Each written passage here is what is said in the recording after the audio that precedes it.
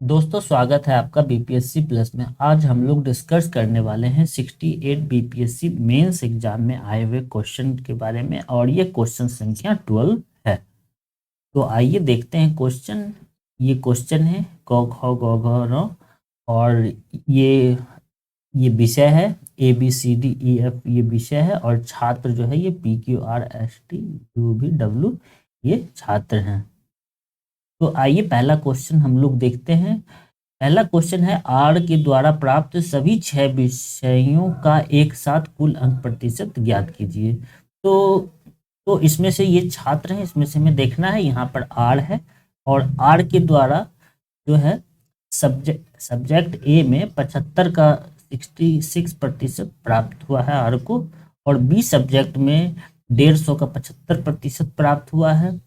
सी में जो है यह 100 का 79% प्राप्त हुआ है, और डी जो है डी सब्जेक्ट में 50 का 88% प्राप्त हुआ है, और ई जो है ई सब्जेक्ट में इसमें 150 में 70% प्राप्त हुआ है, और एफ में 75 में से 66% प्राप्त हुआ है। तो उसी को मैंने सभी को प्रतिशत में लिख दिया है और इसे सॉल्व करने के बाद फिर सभी को जोड़ कर करके प्रतिशत निकालना है। तो आइए देखते हैं। आप लोग जब इसे सॉल्व करेंगे तो ये आपका 49.5 आ जाएगा।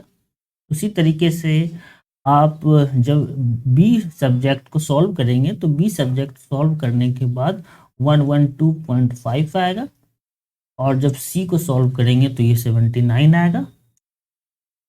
चूंकि मैंने पहले ही सब सॉल्व कर लिया है तो इसीलिए मैं आपको सीधे तौर पर बता रहा हूं कि इसे सॉल्व करने के बाद कितना आएगा। अब उसी तरीके से जब डी को सॉल्व करेंगे तो ये आपका 44 आएगा।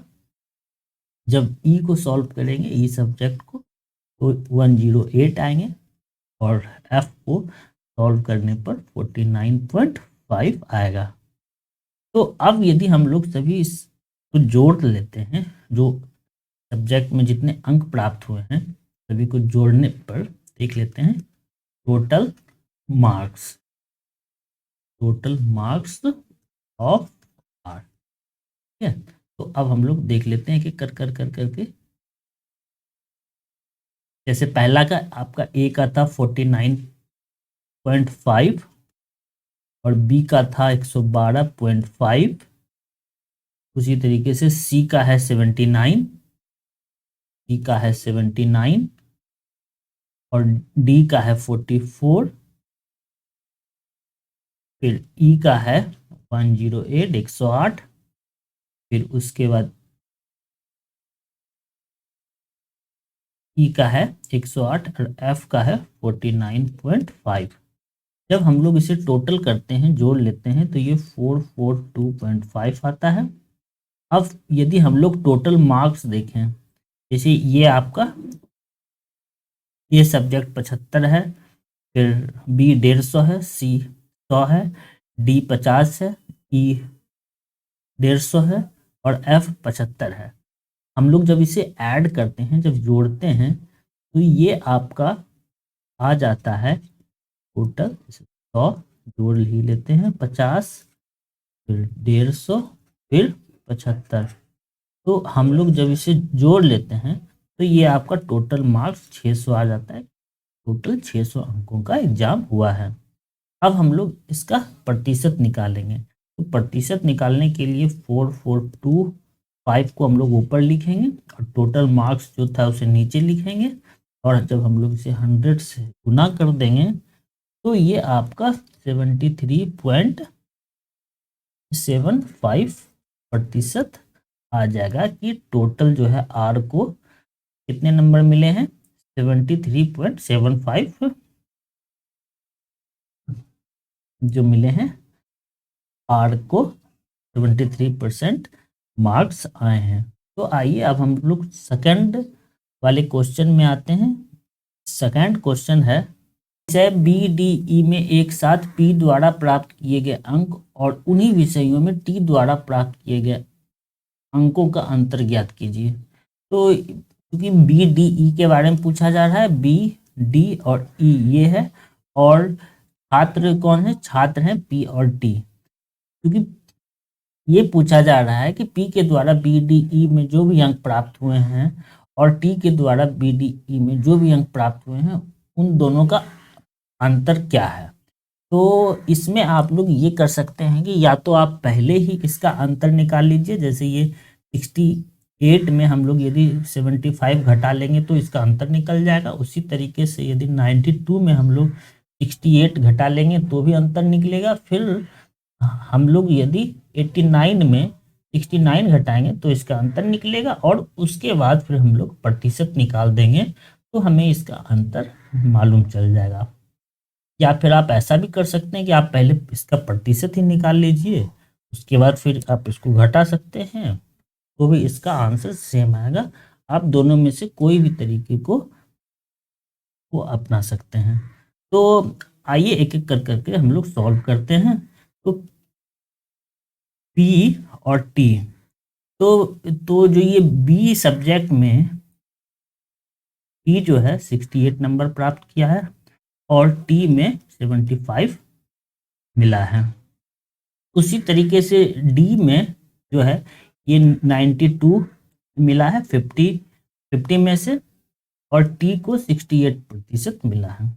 उसी तरीके से यदि ई का देखें तो ई को पी को ई सब्जेक्ट में 89% मिला है और टी को ई सब्जेक्ट में 69% मिला है।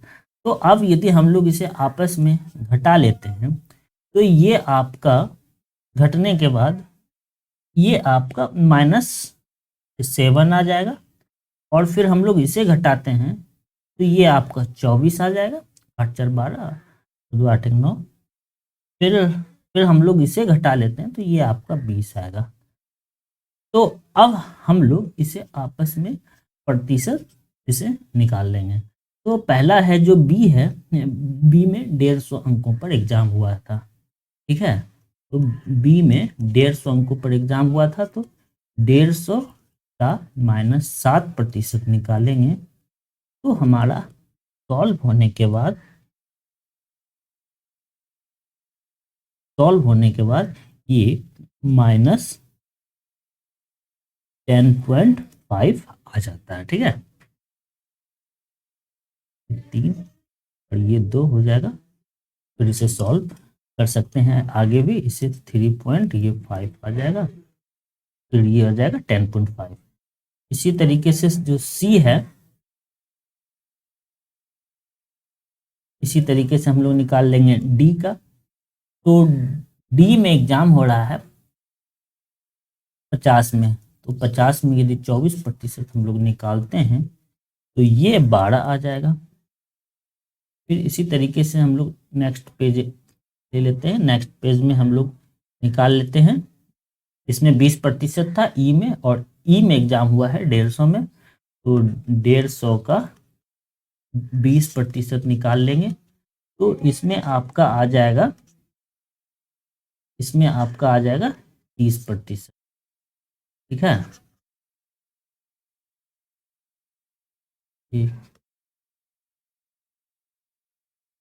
ये आपका 20-2500, ये 30 आ जाएगा, ठीक है। अब हम लोग इसे आपस में घटा लेते हैं, तो इसमें -10.5 आया था, +12 आया, फिर 30 आया था। अब हम लोग इसे सॉल्व करते हैं तो ये 31.5 इसका अंतर आएगा, ठीक है, और ये यहीं पर इसका आंसर हो जाएगा। अब ये तीसरा नंबर क्वेश्चन है, गौर नंबर क्वेश्चन या सी नंबर क्वेश्चन। अब इसमें कह रहा है विषय बी में सभी छात्रों द्वारा प्राप्त औसत अंक ज्ञात कीजिए, ठीक है।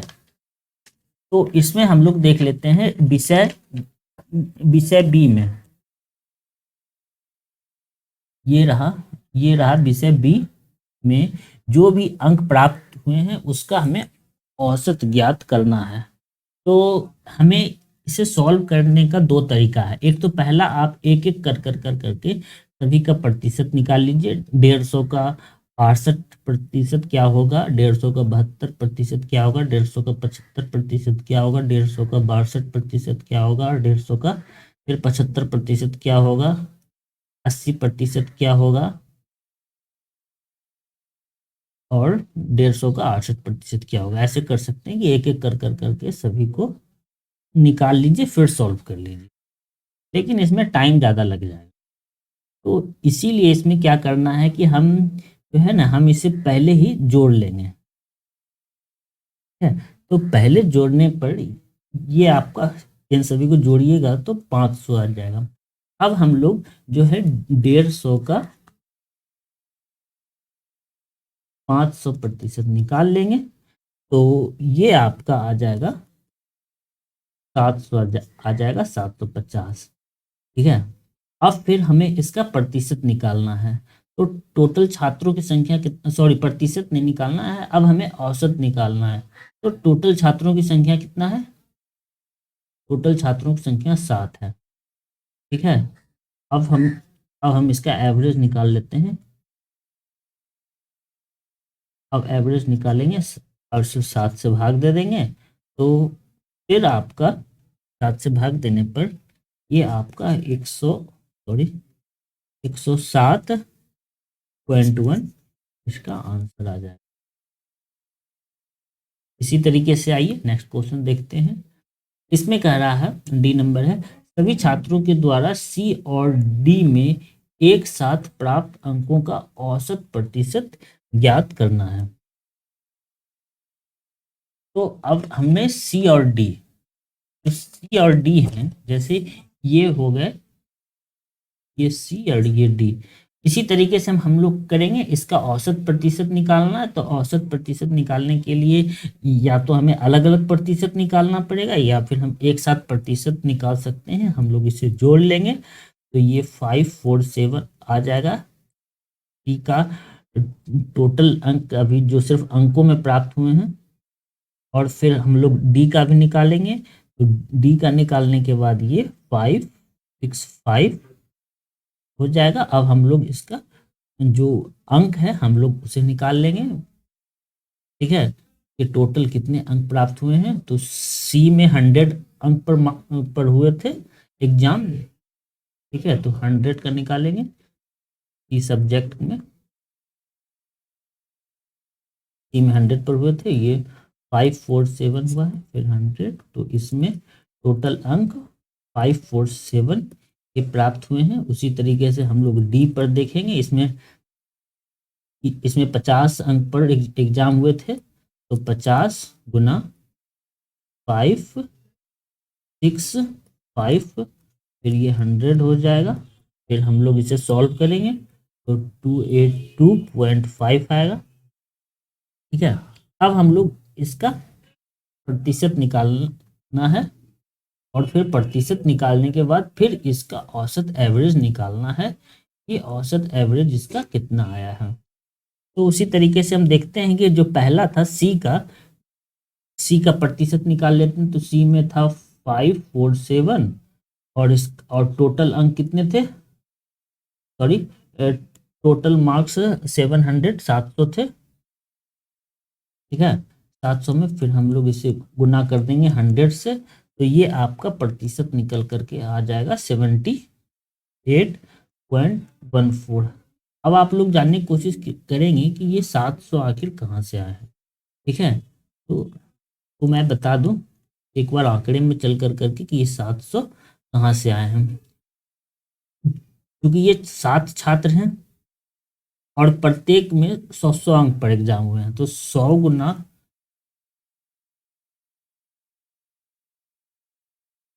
और ये 100 गुना यदि 7 करेंगे तो ये 700 अंक हो जाएंगे। उसी तरीके से डी में है, यदि डी में प्रत्येक जो छात्र हैं वो छात्रों की संख्या 7 है, और ये 50 अंक पर एग्जाम हुए हैं।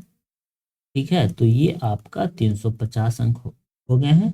तो इसी से हम लोग इसका प्रतिशत निकालेंगे। इसमें टोटल डी में जो अंक आए थे वो आए थे 282, और टोटल कितने थे, 50 मार्क्स, है ना। 50 मार्क्स पर एग्जाम हुए थे, तो टोटल नंबर है हो गए 350। इसका हम लोग 100 कर देंगे, तो ये आपका आ गया 80.71%। अब हमें कह रहा है कि प्रतिशत का औसत निकालना है, तो average of c and d. तो अब हम लोग इसका निकाल देंगे 78.14 प्लस 80.71 बटे 2। तो हम लोग दोनों का निकालेंगे, तो ये आपका आ जाएगा 79.15। ये इसका एवरेज आ जाएगा। आइए अब हम लोग देखते हैं नेक्स्ट नंबर ई है। क्वेश्चन नंबर ई में कहा जा रहा है कि सभी छात्रों द्वारा विषय एफ में प्राप्त हुए कुल अंक कितने हैं। ठीक है, तो हमें एफ देखना है। एफ ये है, सॉरी एफ ये है, और एफ में 75 नंबर पर हो रहा है एग्जाम। 75 नंबर का पेपर है, उसमें 82%, 70%, 66%, 74% ऐसे एग्जाम हुए हैं। तो हमें इसमें एक साथ निकालने के लिए उसी तरीके से करना पड़ेगा। पहले सभी को जोड़ लेते हैं, तो इसे जोड़ने पर 522 आएगा। अब एग्जाम हुए हैं 75 नंबर पर, तो हमें 75 लिखेंगे। टोटल अंक कितने प्राप्त हुए हैं 522 अंक प्राप्त हुए हैं, और इससे हम लोग यदि 100 से भाग दे देंगे तो इसका हमें टोटल अंक निकल जाएगा। टोटल अंक निकल के आएगा 191.5। इसका आ जाएगा टोटल अंक इसे प्राप्त हुआ।